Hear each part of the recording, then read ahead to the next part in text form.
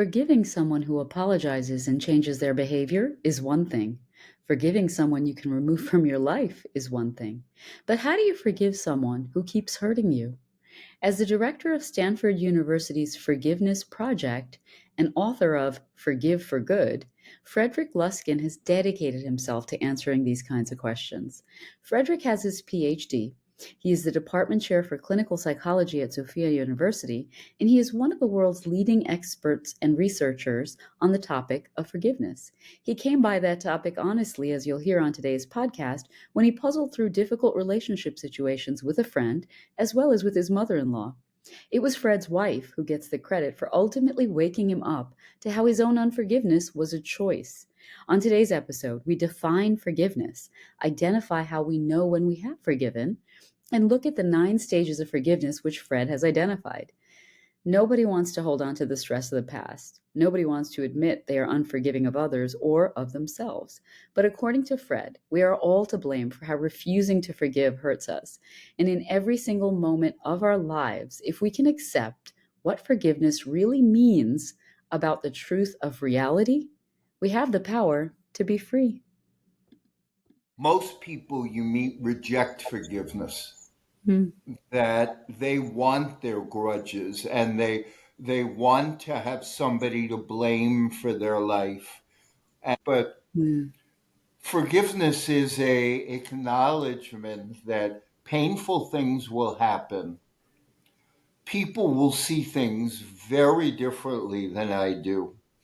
And in order to exist in the world successfully, I need to make peace with that. So that's a big ask. That's not trivial. You said somewhere, I believe it was in a speech or perhaps in an article, forgiveness is the ability to make peace with the word no. That's So if it. the essence of it is letting go of the resentment when reality doesn't match the picture that I wanted to see, That's right? It it. makes me think about a phrase that I think came from Buddhism, which is something along the lines of holding on to anger is drinking poison and hoping the other person dies. Right? And it's a Right. beautiful way to look at it.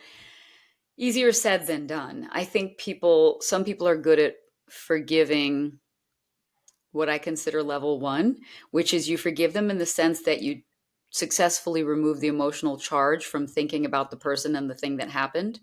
But you can do that when they're out of your life. Well, I think so too.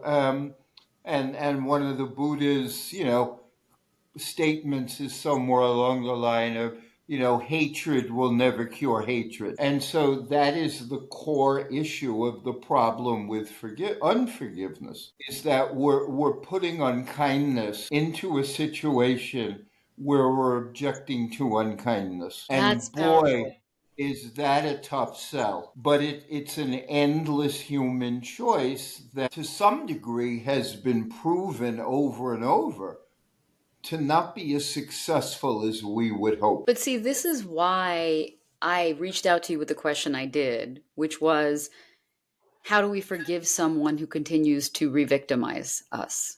Because I think level 1 forgiveness is taking the emotional charge out of the hurt that's left Yeah. behind when someone does you wrong. But you can do that if you never have to see them again. And in that case, you can even tell yourself that you're above it because you didn't need their apology to be able to dissipate the emotional charge. You did it yourself. But if you have to continue to see them, and if you can't trust that they're not going to continue to re-victimize you, then how do you forgive? I mean, there's a lot of your characterization I would disagree with. Tell me. One, if you know who they are and you're choosing to join them, you're not being re victimized. What if it's a family member? What's that? What if it's a family member, someone you couldn't get out of your life? Yeah. The only people you have to join with are dependent children. There's no other have to. There's choice. What if it is a boss and Yeah. you are in that job and you cannot leave that job? There's no other job, there's no other opportunity. Let's just, in that scenario, you cannot get away from an adult who continues to re-victimize. How do you Then you forgive? recognize you're making the best choice you can with where you are in your life. And you But think you can forgive. you're always making a choice. And you also can look at, if you want a little more, I don't even know what it is, you can look at all the choices that led you to be where you're in that limited choice. Have you found that it is a requirement to forgive yourself in order to be able to forgive the other person? That is a No, requirement to audit what not you did and how you got there? not at all. Oh, wow. Some people are really good at forgiving themselves and terrible at forgiving other people. Terrible. That's interesting. And I'm saying that's probably the majority of humanity, that they Wow. let themselves off the hook for terrible behavior and they make excuses for themselves and they're defensive if you bring up their issues, but they are not extending that same olive branch to you. Then there are people who are terrible at forgiving themselves, but really good at forgiving other people. They're not necessarily the same. I mean, there's no have tos. I remember giving a talk for hundreds of divorced people. The Bay Area is like the epicenter, or was, for fractured marriages. Truly. It had the smallest number of intact families in the United States. I think Santa Clara County. I had no This was, idea. yeah, a while ago. And Hmm. I remember saying to the 300 or so people, here's the problem. When you marry somebody, you're agreeing to be stuck with them. It's not their fault if the deal didn't work out. Like, nobody put a gun to your head and said, you Mary. have to pledge to do your best to them. You made that pledge being of sound mind and sound body. And the reason a pledge has such power is you don't know where it's going to go. And you're taking that risk willingly. So You're is your like, point then that they should forgive that person to find their own peace by saying, "Hey, I made a choice with my eyes wide open. It didn't turn out to be what I thought it was, but I have to forgive them"? I'm going to be a lot happier if I make peace with my own life. Yeah. That's the issue. Yeah. You're not going to be happy berating yourself or blaming them 10 years later. There's no value added to that. So let me take a little bit of a step back because I Sure. want to understand how you came to this work. What were you doing before you were doing I this? mean, Mhm. I've had an interest in meditation and spirituality since high school. I've taught yoga, I've taught meditation. At Stanford, I ran a program on health psychology, and my research was a desire to help show that Hmm. if you forgave, like, you'd have less heart disease and less pain. That's true. So it was a desire to be part of a confluence between religion/spirituality and health. And what does the science tell us about forgiveness? It's a duh. If you're pissed off, how happy and healthy are you? Yeah. You don't need a Yeah. PhD to know that. Ask an 8-year old. Right. Like, do you think if mommy or daddy are angry all the time, they're going to be physically healthy? And he'd go, shit, no. That's That's I mean, exactly this what he would say. Or do you think the fact that the science proves it convinces anybody to make smarter choices? it's very, very, very hard to take oneself out of the role of victim. Mm, It is much easier than saying, I'm responsible for most of my choices and for how I regulate my mood now. mm, It is much harder to be responsible for that than it is to simply say, bad things, bad people influence me, so I no longer have choice. right. Let me one more thing. Like I know when you contacted me, it's about, well, how do you deal with people who you have to be in contact with? How do you forgive when you assume Well, they're going to but it's a reoffend? really good question. Hmm. I don't think victimhood and unforgiveness are the best answers, Hmm. but it's a great question that I wish more people would really ask themselves. But they mostly ask as an excuse for why they can't handle it or why they handle it badly than actually asking the question. I'm The genuinely biggest, asking. Yeah. yeah, no, but the biggest place that that question came up in my career is with crappy exes. Yeah. That's Because they're the, the only ones you can't get out of your life, like you said. but that's the place where that would come up more than anywhere else over decades. Is people saying to me, I have a terrible ex and I don't like them and they don't treat the kid well. How can I possibly forgive that When it continues.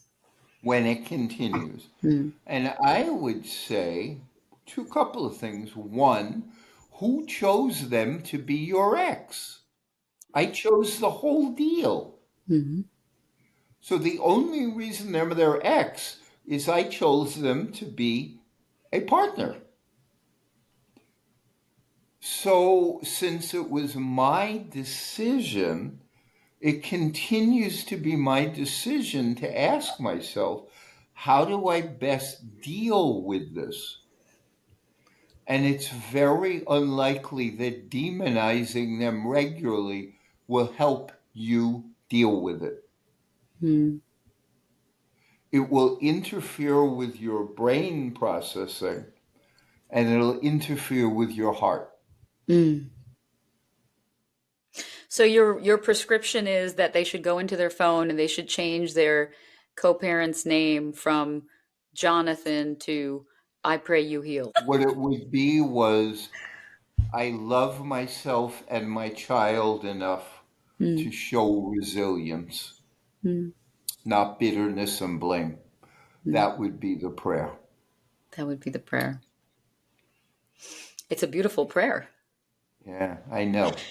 On a personal topic with you, because I love to ask people inappropriately personal questions about their work, who have you had to forgive in your life that's been the hardest? I got into the forgiveness work because a close friend betrayed me and I was miserable for a couple of years and felt helpless and aggrieved and all sorts of crappy things. And my wife came to me at the time and said, Fred, I really love you. I just don't like you as much. Like, I expected more from you. Like, when we got together, I thought that you'd be better able to handle your life than you're showing me. Because of how you Because were it had, responding to yeah, this. 'cause I was a whiny baby. Ah, that's a good wife. And what was your Yeah. response to your wife? I told her I'm sorry and I'll figure it out. Yeah, And that became the Stanford Forgiveness Project. I love it. That became the project. Then My mother in law was the next big issue. And she was exactly what you asked. How do What? you forgive somebody who's always a pain in the ass? Who's still in your life? Who continues to Yeah. reoffend? And a So mother-in-law is not someone you can usually run away from. I recognize that every single time I went to visit her, I was choosing to interact with a pain in the ass. Yeah. And so that's not her fault. Wow. That's my responsibility to deal with it. Then I saw, when you want real honesty, is how awful I was to my wife because she came with a bad mother. Oh, So I was taking it out on her, blaming her mom, and making everybody's life worse. right, right. So I grew up and I recognized that my need was to be kind to my wife, accept the cost of her mother, and live the life that I wanted, not as a victim. I love that. Be kind to my wife, accept the cost of her mother, and not live my life as a Right. victim. And that's the mature, forgiving response, Hmm. which includes forgiving yourself and forgiving them and forgiving whatever, because it makes me responsible for the life I want to create within the realities of my life. So, what you're explaining here is sort of a blend between science, psychology, and like a self help, just get up off your butt and live your life kind of an energy, right? I had a woman on the podcast a couple months ago, Dr. Amanda Hansen. She's known as the midlife muse, and she's just I huge like all over I social like media, that. I right? like that. She's very unapologetic about aging and all these things. But one of the things that she says about relationships, because she works with women, is I'm not interested in how he treated you. I'm not interested in what he did. I'm interested in why you allowed it and why you didn't walk away. So she's very, look, put on your big girl pants, but it's not cold. It's practical because she has no time to waste in her client's life. So I get that. Then you have scientists But who will come and say, this is it's about your body. science isn't as important except its absolute simplicity. Hmm. The studies show that you have health consequences, both physical and mental, for holding on to grudges. Hmm. It does have an impact on the cardiovascular system and the pain regulation system, but nobody has yet definitively said, if you feel X, you end up with Y physical experience. There's a million intervening variables and intensities, Hmm. but hostile people have more heart disease. Yeah, for sure. Yeah, but the biggest caveat is look at how much stress you're under when you're unforgiving. How do we know when we have forgiven? When For you real, talk, not for fake, for real. and that's the truth. When you talk about it, there's no victim, there's no perseverative blaming. There's just, here's what happened, here's how I responded, here's where I was stuck, and here's where I let go. What is perseverative blaming? Oh, I mean, when I was pissed off at this guy, every chance I got, I talked bad about him.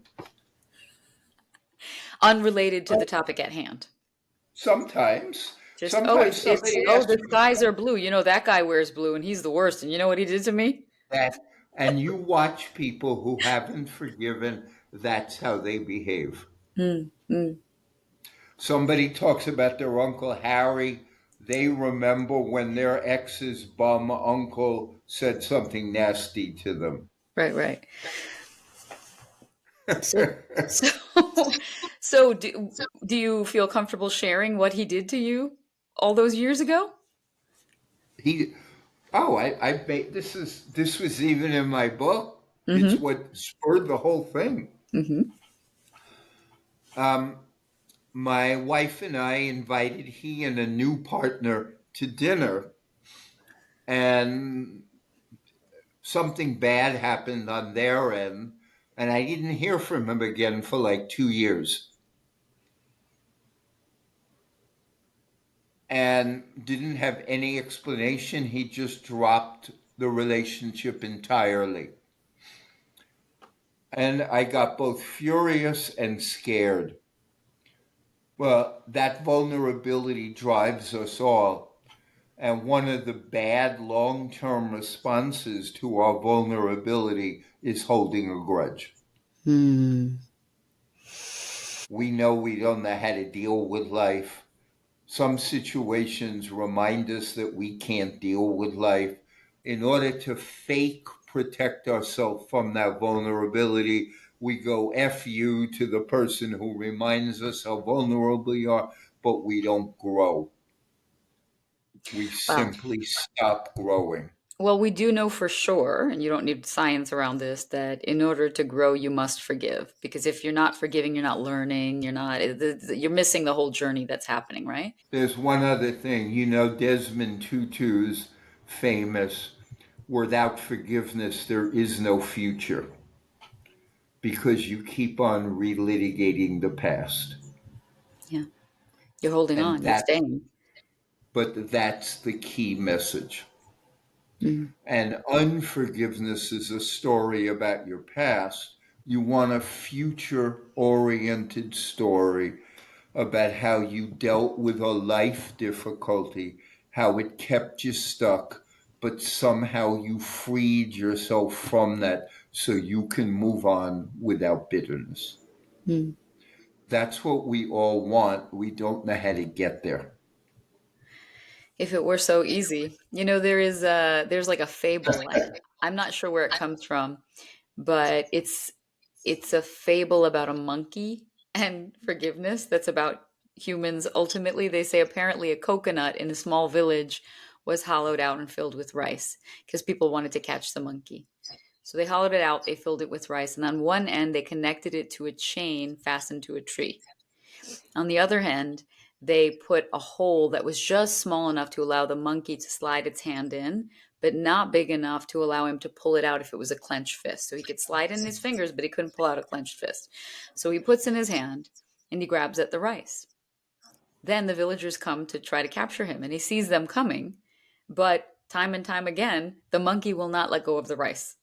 And so he's Yes, trying to pull his fist out, trying to pull his fist out, but because it is clenched, that's it. he gets captured, right? And so obviously the beautiful, overly complex metaphor of our inability to let go and let go of And the and fist. look at even what the whole issue is. Hmm. I had an experience that I didn't want and thought was wrong. Hmm. That's the whole issue. Yeah. Most people are not forgiving their parents for bequeathing them too much money. Yeah, that doesn't tend to be something people end up in therapy about. And most people are not forgiving having married a partner who turns out much better than they expected. Yeah, we accept those types of surprises. Right. Right. So the only issue is something didn't meet our expectations on the low end, It's a and we don't. resistance to life not working out, really. That's exactly what it is. And instead of moving towards acceptance and reality, we hold on to making reality wrong. Seems kind of insane. But that's the issue.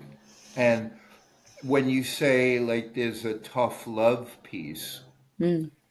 if you really do want people to suffer less, you don't want to encourage them to victimize themselves over and over and over. That would probably be the only love. So if you meet somebody 10 years out and they're still telling you how awful it is, you're not loving them by encouraging them to do that. Right. And it's easy to have that bent for your friends. When your friend is telling you about something horrible that happened, it's easy to think, I wish you could see the way I see you, because I see like a year ago, I couldn't even have imagined you in this new house, this new job, this whatever, right? It's easy to do that for a friend. It's hard to do that for ourselves. And that's one of the essential issues, questions of the people who teach self-compassion. Hmm. Like, how do you teach yourself to be your own friend? Because you would never be as harsh to them as you are to you. Yeah. The other piece that is missing in the essence of the questions you're asking Hmm. is the need for appropriate gratitude. When people talk about their lives, they tend to focus on the pints that didn't work out. And so they tell a biased, prejudicial story. One of the ways that I completely transformed my experience with my mother in law, who Hmm. was very difficult for a while, was finally recognizing without my mother in law, I don't have my wife. Yeah.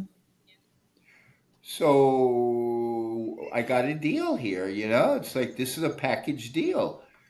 And I don't get to just say, oh, I get wife, but not mother in law. That's not life. So I emphasized more the gratitude for a family that would create such a wonderful partner and Hmm. allowed myself to de emphasize the difficult aspects of the relationship now.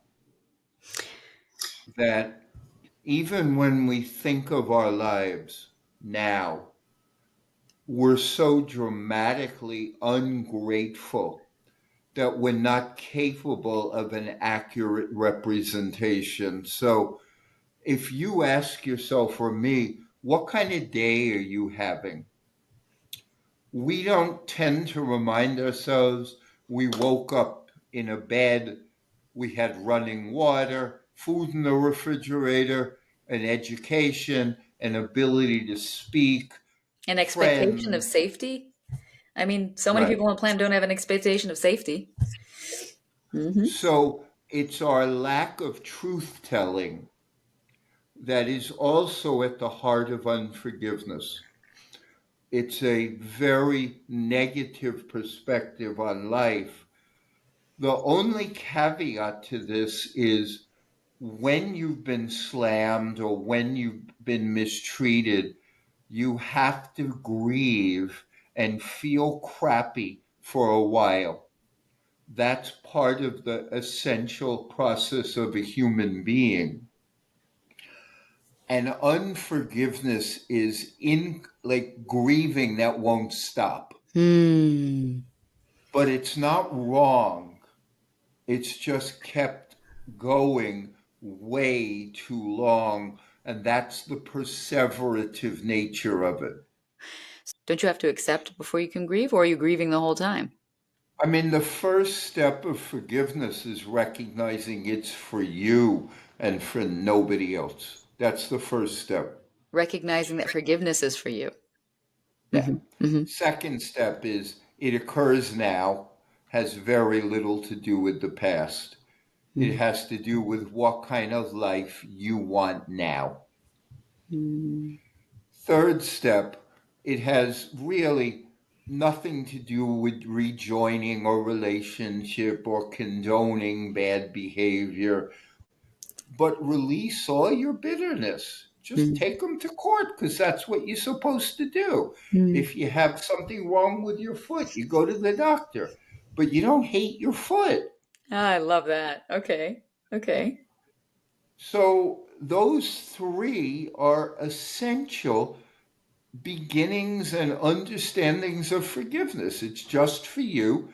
It's about the present. That doesn't have that much to do with the past. What do Mm. you want to do now? What comes out of your mouth now? How do you frame your life now?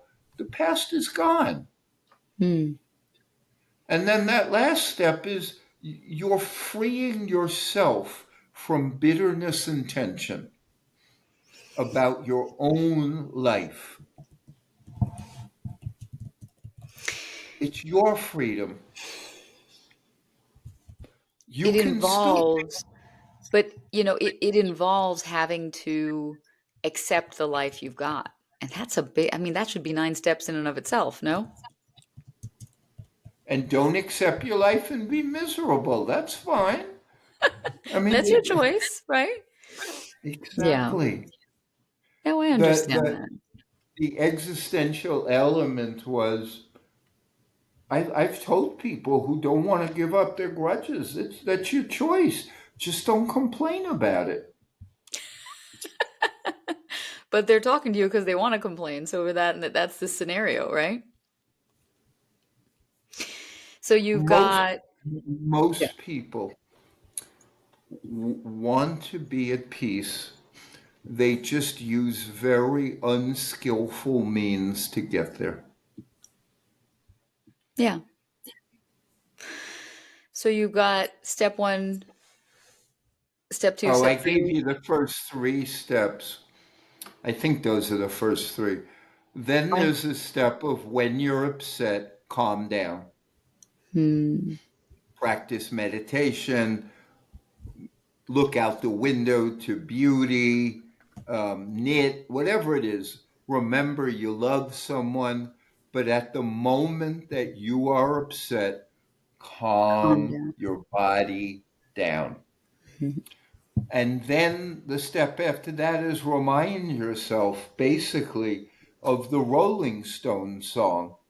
You can't always get what you want.